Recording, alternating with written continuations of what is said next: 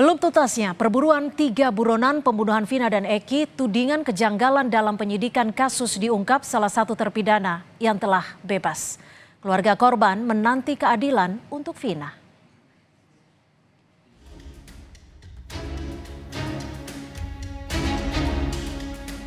Kasus pembunuhan dan pemerkosaan Vina yang juga menewaskan Muhammad Rizky atau Eki yang kembali muncul ke publik masih menyimpan sejumlah tanya. Tak hanya soal pengejaran 3 buron yang belum tertangkap, publik juga menyoroti keterangan salah satu pelaku yang telah bebas. Saka Tatal yang membantah sebagai pelaku dalam kasus pembunuhan ini. Kepengen saya pribadi, saya kan kepengennya nama saya bersih lagi kayak dulu lagi. Kayak gitu. Bahwasanya saya tidak melakukan apa yang dituduhkan. Saya kepengennya itu normal biasa kayak dulu lagi. Bahwa saya sebenarnya tidak bersalah sama sekali. Terus juga banyak tekanan juga kok dari oknum-oknum polisi waktu itu. Akhirnya terpaksa mengakui. Di malam kejadian malam minggu itu juga Saka tidak tahu menahu. Saka posisi ada di rumah. Menanggapi pengakuan Saka Tatal, kakak almarhumah Vina, Marliana mengatakan bukti-bukti yang dimiliki polisi telah cukup kuat untuk menjerat 8 pelaku yang sudah tertangkap. Sekarang bisa bilang mereka nggak mengaku sedangkan bukti-bukti sudah ada. Kan lucu gitu Mbak. Intinya cuma maling aku penjara penuh aja sih gitu. Direktur Reserse Kriminal Umum, Dirkrimum Polda Jawa Barat, Kombes Surawan bilang, kesulitan polisi dalam menemukan 3 buron pembunuh Vina karena perubahan kesaksian 8 pelaku saat menjalani pemeriksaan. Jadi bukan pencabutan BAP ya, tetapi para narapidana ini pada saat menjadi tersangka, mereka menerangkan sebagaimana peristiwa yang mereka lakukan pada saat mereka diminta keterangannya di Polres Cirebon Kota. Namun pada saat para tersangka dulu di BAP ulang di Polda atau diminta keterangan kembali, mereka mencabut semua keterangannya. Itu yang kemudian menjadi kendala buat kami dalam mengungkap 3 orang yang diduga sebagai pelaku yang saat ini masih berada di luar. Hingga saat ini pihak kepolisian dari Polda Jawa Barat dibantu Bareskrim Mabes Polri telah mencari 3 buronan pelaku pembunuhan Vina dan Eki. Tim Liputan, Kompas TV. Saudara, kasus Vina memunculkan tanda tanya baru bagi publik. Selain 3 pelaku yang masih buron, juga soal pengakuan mantan terpidana soal dipaksa mengaku oleh polisi. Untuk mengulas lebih dalam mengenai kasus ini, kami sudah bersama pakar hukum pidana Bang Jamin Ginting dan juga anggota Kompolnas Pak Yusuf Warsim. Selamat sore, terima kasih sudah bergabung bersama kami di Kompas Petang. Saya ke Pak Yusuf terlebih dahulu. Pak Yusuf, menurut Anda bagaimana Polda Jawa Barat harus menjawab tudingan soal dipaksa mengaku sebagai pelaku pembunuhan yang sempat disebut oleh Saka Tatal, terpidana yang sudah bebas saat ini? Ya baik, terima kasih. Kompolnas tentu mekanismenya kan kita harus mendapatkan klarifikasi terlebih dahulu agar baru bisa menilai sebenarnya proses tahapan-tahapan.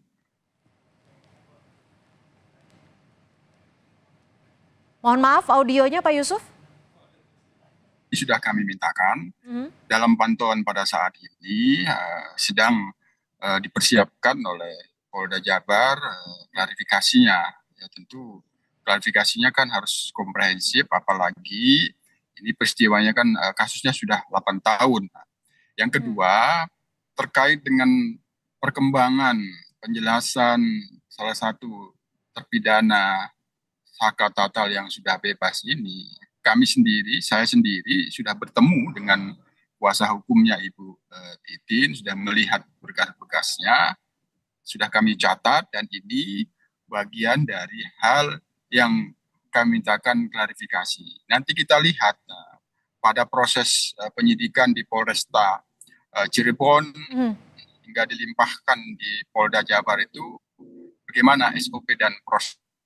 Oke, Bang Jamin. Kalau memang ada pengaduan ke Propam, itu ada tindak lanjut, nah misalnya seperti itu. Baik, saya ke Bang Jamin. Bang Jamin. Nah, yang ketiga, yang paling utama, kasus ini belum selesai. Oke.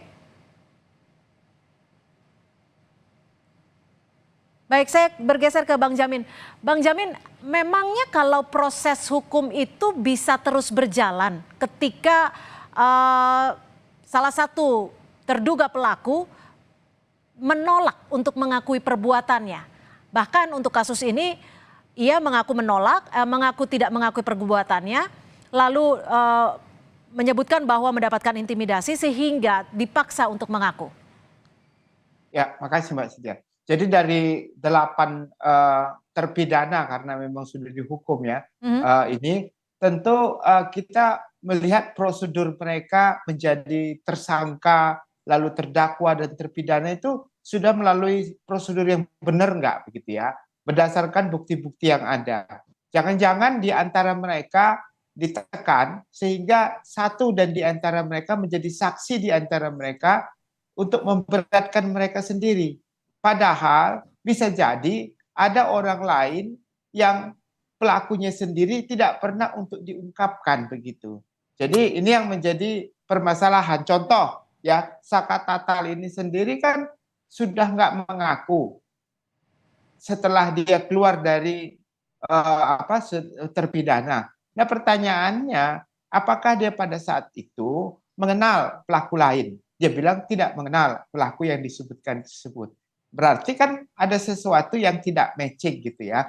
Masa pelaku bersama-sama 8 orang, di antara mereka tidak mengenal begitu. Itu kan kalau kita melakukan suatu perbuatan pidana, niatnya itu adalah point meeting mindnya itu bersama-sama, gitu, keinginannya bersama-sama. Tapi kalau tidak mengenal di antara mereka, justru itu pertanyaan, apakah kemungkinan polisi salah tangkap atau salah menempatkan orang, atau juga ada orang lain digantikan dengan orang lain yang tidak bersalah. Nah itu semua pemikiran liar itu bisa saja terjadi kan, dan baru sekarang diungkapkan. Kenapa baru sekarang pertanyaannya? Karena mereka mungkin pada saat itu tidak punya kemampuan. Baik. Baik, saya ke Pak Yusuf. Pak Yusuf, apa yang bisa dikaji oleh Kompolnas terkait dengan pernyataan baru dari Saka Tatal? Ya, itu kan makanya klarifikasinya itu kan ada pada bagaimana proses penyelidikan dan penyidikan termasuk penangkapan Saka Tatal ini. Kan di dalam pembuktian itu kan pengakuan yang diduga pelaku itu kan sebenarnya urutan terakhir. Ada kesaksian dari yang diduga pelaku lain tidak terkait dengan tata sakal, misalnya seperti itu. Tapi sekali lagi, ini kan proses penyidikannya sudah dalam pembuktian di pengadilan, hanya yang kami akan lihat nanti, sekali lagi, soal prosedur dan SOP. Ketika Saka Tatal ini yang mengatakan bahwa dipaksa mengaku, bagaimana prosesnya? Nah, menurut pengacaranya, Ibu Titin kan sempat membuat laporan ke Propam. Ini akan kita lihat bagaimana tindak lanjut Propam pada waktu itu, apakah memang ada prosedural. Nah, ini sudah kami catat. Ya tentu kami dalam pantauan pihak Polda sendiri sudah mempersiapkan bagaimana merespon apa yang dimaksud itu.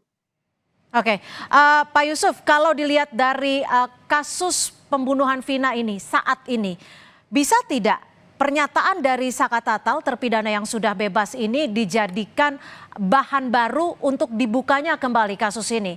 Dan apakah penyidik lama yang menangani kasus ini tahun 2016 perlu dipanggil kembali menurut Anda?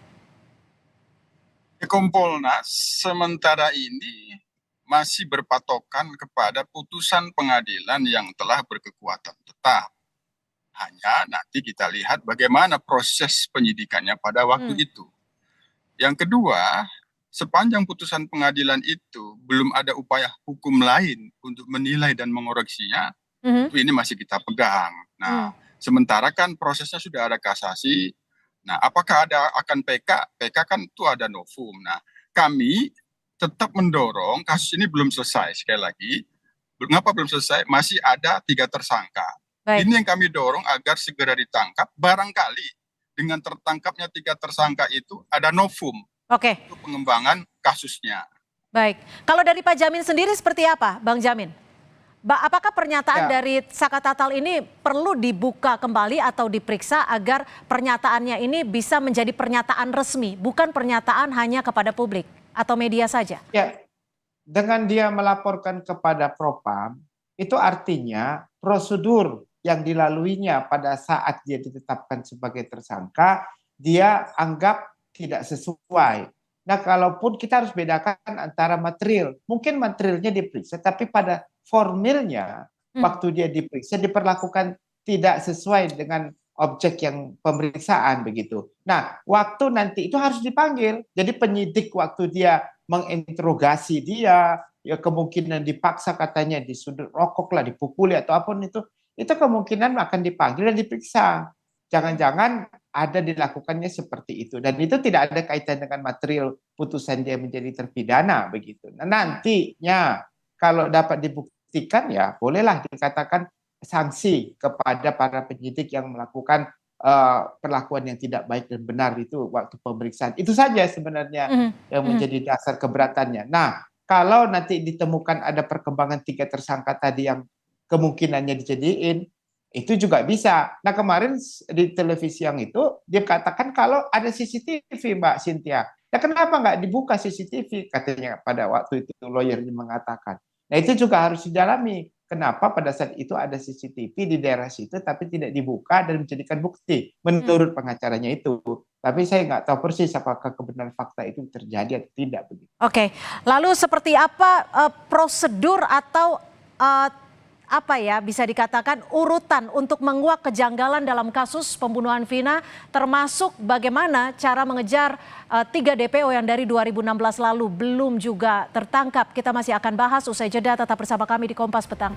Terima kasih Anda masih bersama kami. Kita masih membahas terkait menguak kejanggalan kasus pembunuhan terhadap Vina dan Eki. Saya ke Pak Yusuf. Pak Yusuf, ini pernyataan dari Saka Tatal menyebutkan bahwa saat diinterogasi ia mendapatkan intimidasi. Bahkan dirinya sampai disetrum ketika harus mengakui perbuatan yang menurutnya tidak ia lakukan. Sampai akhirnya ia mengakui hal tersebut. Lalu apakah Polda Jabar yang harus dilakukan? Apa yang harus direspon? Karena hingga saat ini Polda Jabar belum merespon terkait pernyataan Saka Tatal. Dalam pantauan Kompolnas, kami kan terus memantau Polda Jabar. Kami dorong untuk merespon itu hanya dalam bentuk klarifikasi. Nah, apakah benar? Tentu itulah perlu diklarifikasi. Ini kan menjelaskan sesuatu yang didugaan prosedural, tidak sesuai dengan SOP. Ya, tentu memang ini kami dorong bisa direspon, diberikan penjelasan. Nah, inilah nanti kita lihat penjelasannya seperti apakah memang ada seperti itu.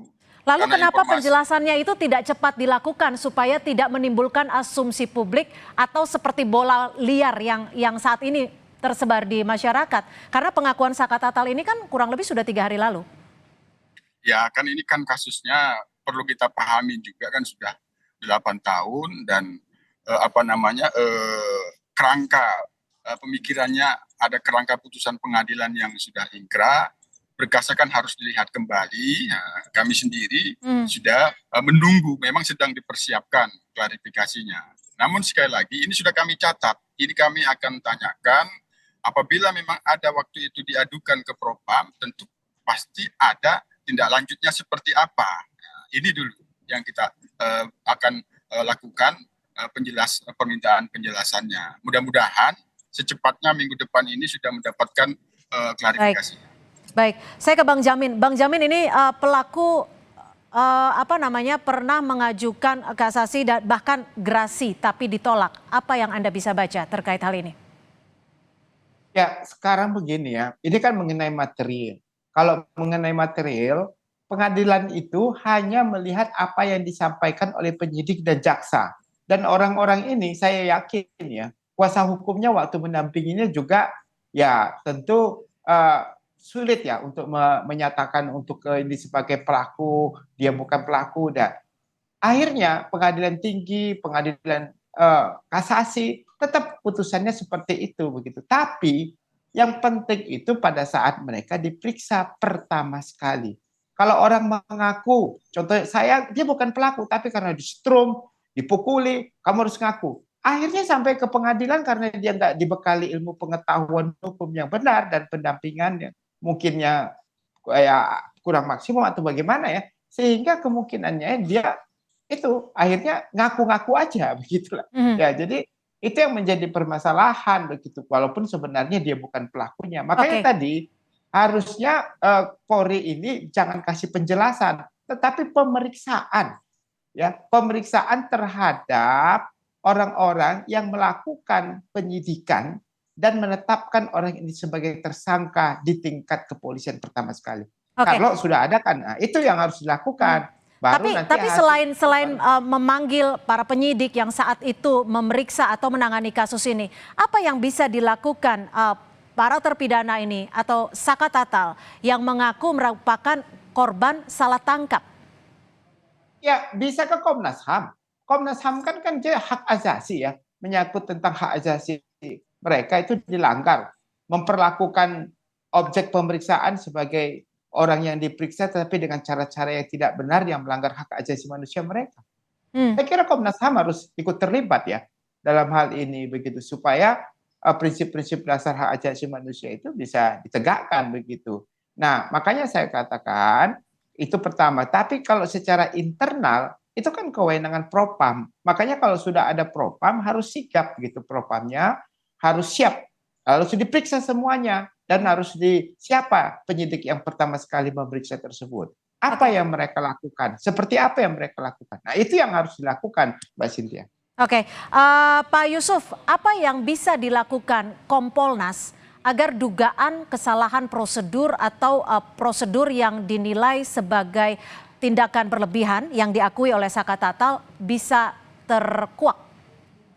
Ya, sekali lagi kami akan melihat klarifikasinya terlebih dahulu. Jangan-jangan pada waktu itu sudah ada tindak lanjut, sudah ada pemeriksaan.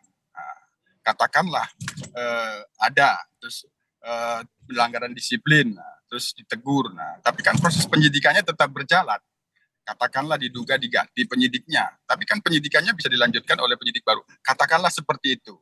Kami akan lihat dulu hasil klarifikasinya seperti apa. Apabila memang ada pengaduan pada waktu itu tindak lanjutnya belum maksimal, maka tentu kami akan rekomendasikan bisa dilihat kembali berkasnya untuk didalami kembali apabila diperlukan pemeriksaan kembali terkait, sekali lagi terkait dengan unprocedural atau tidak. Nah, itu kalau materialnya kan sudah dalam pembuktian di pengadilan.